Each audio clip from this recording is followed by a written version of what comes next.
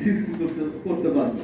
কারণ মুক্তিযোদ্ধারা চাকরিতে ঢুকে 2 বছর পরে, কাজে 2 বছর পরে রিটায়ারমেন্টে যাবে। 59 মুক্তিযোদ্ধার সন্তান বা নাতি নাতনি যারা আছে তাদের রিটায়ারমেন্ট এজ হবে কিন্তু 2 বছর বেশি হইতে হবে। এগুলি হলো রেশনাল বলে, কোর্টে এটাকে বলে রেশনাল 2 ইয়ার। যেমন 70-80 একটা আইন হয়েছিল, 70-80 আইন হয়েছিল যারা পাকিস্তান আমলে চাকরি করতো, দ্যাট ইজ মুক্তিযুদ্ধের সময় যারা চাকরি করতো তারা 2 বছরের এন্টিডেটেড সিনিয়রিটি পেয়েছে।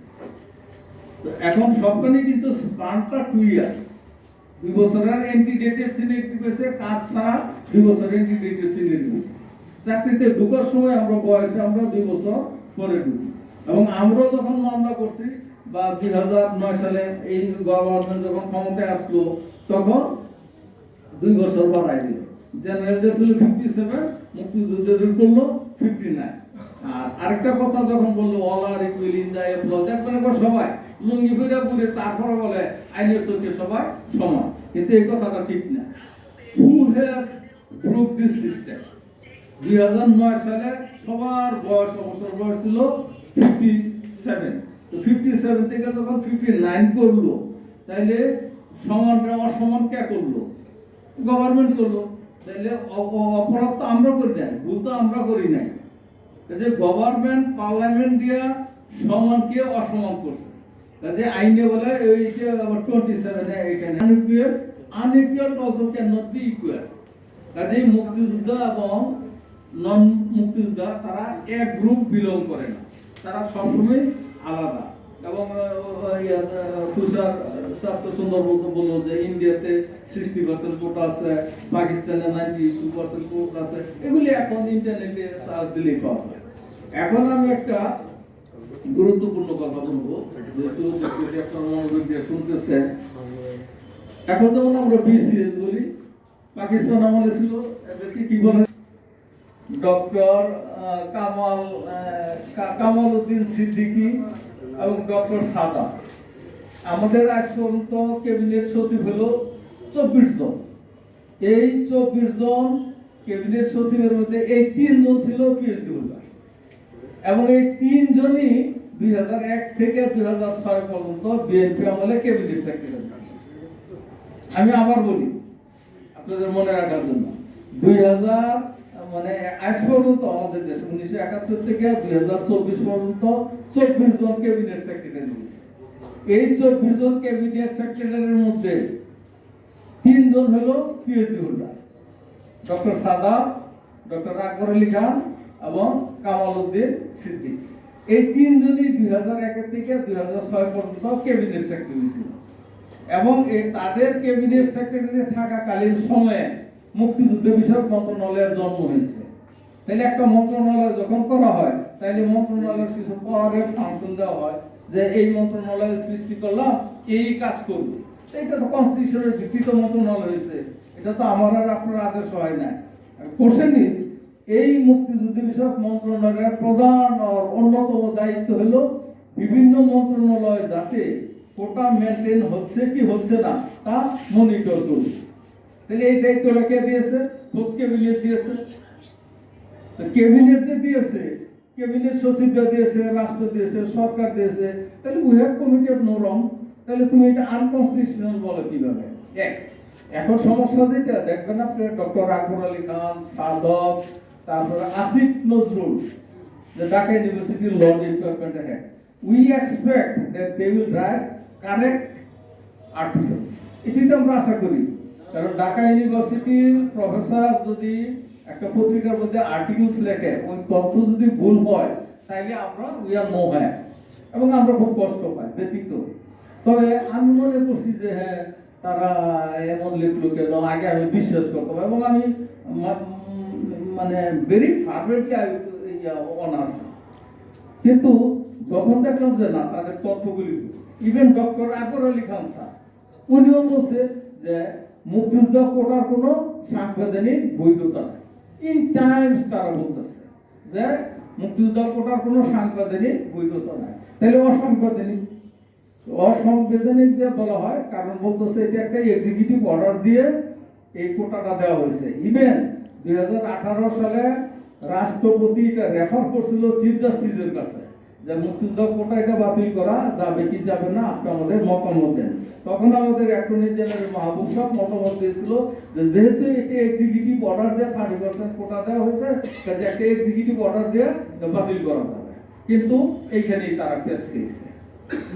আমি তথ্যটা পেয়েছি লায়লা আলম আশা, লায়লা আলম আশা সে ফিনল্যান্ডে সে পিএইচডি করছে। তার কিছু পেপার আমি পেয়েছি, পেপার পাইয়া তারপরে ইন্টারনেটে তখন সে ওই ডক্টর হক তার রেফারেন্সে সে যে সংসদ বিতর্ক তো বুঝেন, মানে আমাদের সংবিধান প্রণয়নের সময় 460 জন গণপরিষদের সদস্য এটা নিয়ে বিতর্ক করছে, সংবিধানে কি কি থাকবে কি কি থাকবে না, কয়টা আর্টিকেলস থাকবে, এইগুলি ছিল। এই সংসদ বিতর্ক যখন হয় তখন এই ডক্টর আশা, এবং সে কিন্তু জাহাঙ্গীরনগর বিশ্ববিদ্যালয়ের এখন অ্যাসোসিয়েট প্রফেসর, আমি টেলিফোনে তার সাথে কথা বলছি। তখন সে বললো, আমি বললাম যে আপনি তো হকের রেফারেন্স দিয়েছেন আর আজমের রেফারেন্স দিয়েছেন, ওইগুলি তো আমি পাচ্ছি না। তখন সে বললো যে ভাই আমি ইয়া করছি, ওই ফিনল্যান্ডে যখন পিএইচডি করি তখন ওই তাদের ইন্টারনেটটা খুব সুইফট, টাচ দিলেই তথ্যগুলি এসে পড়ে। তো বাংলাদেশের খুব স্লো, আপনি চেষ্টা করেন, তা আমি চেষ্টা করতেছি, এগিয়ে আছি। তারপর আমি সব তথ্য পেয়েছি। এখানে পরিষ্কার ভাবে বলা আছে যে এই যে 30% quota, it is not at all executive order, it is passed by the constitution. এবং শুধু এই আমাদের এখনকার জেনারেল কনস্টিটিউশন দিয়ে না, এই কনস্টিটিউশনের মাদার যেটা গণপরিষদ করছে, ওই গণপরিষদ এপ্রুভ করছে। কাজে যে তথ্য বা যে তত্ত্ব গণপরিষদ এপ্রুভ করছে, এই বিষয়টা, ওই তত্ত্বটা, ওই থিওরিটা পরবর্তীতে আপনি সংবিধান দিয়েও চেঞ্জ করতে পারবেন না। কিন্তু কিছু আগে পারা যাইতো, কিন্তু এখন এই যে 15th অ্যামেন্ডমেন্ট যখন হয়েছে তখন কোর্ট বলে দিয়েছে বা আইনটা হয়েছে 7B, কনস্টিটিউশনের 7B দেখবেন নতুন একটা ইনিশিয়েটিভ। যেমন আগে বঙ্গবন্ধুর ছবি, এটা যে টানায় রাখা অফিসে, এটা ম্যান্ডেটরি ছিল না, কেউ রাখতো না, কিন্তু 7B যখন দেওয়া হলো ম্যান্ডেটরি। এবং এই অনুচ্ছেদ কোনো পার্লামেন্ট, ভবিষ্যতে কোনো পার্লামেন্ট এসেও চেঞ্জ করতে পারবে না। এবং কনস্টিটিউশনের 2য় অনুচ্ছেদ এবং 3য় অনুচ্ছেদের মধ্যে যে অনুচ্ছেদগুলি আছে, মৌলিক অনুচ্ছেদ এবং প্রিন্সিপলস অফ স্টেট, রাষ্ট্র চালানোর কতগুলি মৌলিক নীতি আছে, এই মৌলিক নীতিগুলি 2য় ভাগে আছে। আর ফান্ডামেন্টাল কতগুলি রাইট আছে তা আছে 3য় ভাগে।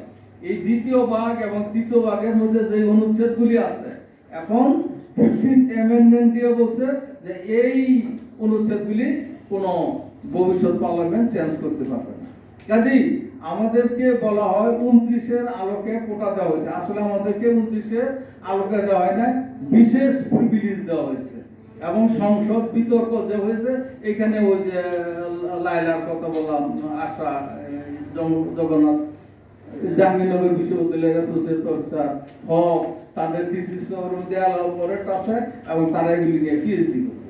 এখন এগুলি একবারে পরিষ্কার স্বচ্ছ, যেমন আমি আপনাকে দেখতেছি, এভাবে আমাদের কাছে এগুলি তথ্য আছে। কাজে আসিফ নজরুল বা ওই ডক্টর সাদাত, তারপরে আকবর আলী খান, তারা ওই তথ্যগুলি পায়নি। ওই তথ্যগুলি না পাওয়ার কারণেই কিন্তু তারা এগুলি এলাবোরেটরি বা মানে লেফট এন্ড রাইট তারা এটা বলে যাচ্ছে যে এই কোটা ইজ আনকনস্টিটিউশনাল। আসলে কিন্তু কোটা আনকনস্টিটিউশনাল না, এইখানে তারা ধরা খেয়েছে। এবং এটা দিয়ে আমি বই প্রকাশ করতেছি। তারপরে আমাদের মধ্যে এটা ডিবেট হোক, এটা একাডেমিক ডিবেট হোক। আমি কারো তো আমি পার্সোনাল বলতেছি না, কারণ 72 সালে আমি গণপরিষদের সদস্য ছিলাম না। যারা সদস্য ছিল তারা বলছে তাদের রেকর্ডে তারা বহুত পিএইচডি করে কাজেই যারা এখন আন্দোলন করতেছে, যারা হাইকোর্টে যাচ্ছে, সুপ্রিম কোর্টে যাচ্ছে, they will get zero result, they will get zero result. আজকে আমরা তো রিসেন্টলি এসব আন্দোলন শুরু হচ্ছে, কিন্তু আমাদের দেশে অনেক মুক্তিযোদ্ধার সন্তান আছে, তার বাঘের বাচ্চা। I salute them. একটা 4th ক্লাস এমপ্লয়ি পদের জন্য 97-এ ওই রিট করলো, এই রিট করে সে জিতলো। কিশোরগঞ্জে 29টা পদ পাও না, ডিসি অফিসে 29টা পদ পাওয়া ছিল, একটাও কোটা দেওয়া হয় না। তখন সে হাবিবুল ইসলাম ভুইয়া, সে খুব নাম করা উকিল ছিল তখনকার দিনে, সে মামলা করে সে জিতছে। এবং ওইখানে আমাদের সিস্টেমগুলি দেওয়া আছে, মুক্তিযোদ্ধা সন্তানের পরীক্ষাটা কিভাবে হবে, ওই ম্যাথোলজি এখন এক্সিকিউট করেন, আলাদা একটা মামলা ঢুকাই দেন, দেখেন কেমনে তারা মানে ইয়া করে। আর আরেকটা কথা হলো, এখন কিন্তু যারা আন্দোলন করতেছে তারা শুরুই করে যে 2018 সালে প্রধানমন্ত্রী কমিটমেন্ট করছে যে কোটা বাতিল, তারা শুরুই করে এখান থেকে, কিন্তু এর আগের ঘটনা বলে না। ঘটনার পিছনে তো ঘটনা আছে। 2018 সালে যখন প্রধানমন্ত্রী কমিটমেন্ট করলো, তখন election was knocking at the door, একবার ইলেকশনের পূর্বমুখে। আমরা হিসাব করে দেখছি 2013 সালে যে ন্যাশনাল ইলেকশন হয়েছে এবং 2018 সালে যে ন্যাশনাল ইলেকশন হয়েছে, জাস্ট 5 মাস আগে তারা in the name of quota সরকার পতনের আন্দোলন তারা করছে। এবং David Conway, Jackman, professor Jackman of Oxford University America, ওই জ্যাকম্যানের একটা আছে, আমাদের এশিয়ার সমগ্র এশিয়ার জন্য কথা বলি জার্নাল আছে, ওই জার্নালের মধ্যে এটা প্রকাশ হয়েছে। জ্যাকম্যান বলছে যে প্রধানমন্ত্রী যে চেয়েছিল যে যেভাবে আন্দোলন কোটার বিরুদ্ধে হচ্ছে, মুক্তিযুদ্ধের পক্ষের আন্দোলন করুক, এটা প্রধানমন্ত্রী এটা আশা করছিল। কিন্তু মুক্তিযোদ্ধারা তো তখন বয়স্ক হয়ে গেছে বা পারে নাই, কিন্তু মুক্তি তখন ইউনাইটেড ছিল না। কিন্তু এখন আমরা মাঠে যাচ্ছি না, আমরা মাঠে পারতেছি না, আমরা এখন বয়স্ক হয়ে গেছি। আমি আপনাদেরকে ধন্যবাদ জানাচ্ছি সন্তান হিসেবে, আপনারা মাঠে থাকেন আর আমরা এখানে আইনের আশ্রয় নিয়েছি। এখন কোর্টে খেলা হবে।